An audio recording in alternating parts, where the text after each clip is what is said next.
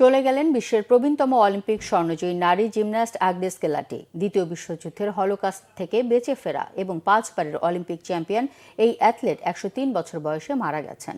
আগামী 9 জানুয়ারি 104 বছর পূর্ণ করতেন কেলাটি। দেশটির রাষ্ট্রীয় সংবাদ সংস্থা জানিয়েছে, বড়দিনের দিন নিউমোনিয়ায় আক্রান্ত হয়ে হাসপাতালে ভর্তি হওয়ার পর বৃহস্পতিবার সকালে বুদাপেস্টে মারা গেছেন হাঙ্গেরির অলিম্পিক চ্যাম্পিয়ন এই নারী জিমন্যাস্ট, যিনি জীবিত সবচেয়ে বেশি বয়সী অলিম্পিক স্বর্ণজয়ী অ্যাথলেট ছিলেন।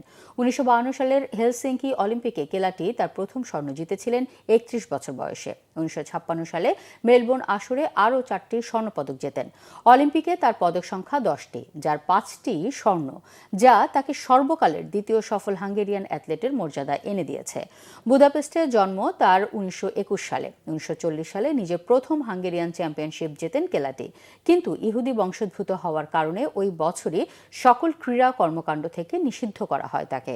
মেলবোর্ন অলিম্পিক্সের 1 বছর পর কেলাটি ইসরায়েলে বসবাস শুরু করেন। সেখানে জিমন্যাস্টিক্স কোচিং করানোর সময় বিয়ে করেন এবং 2জন সন্তানের জন্ম দেন।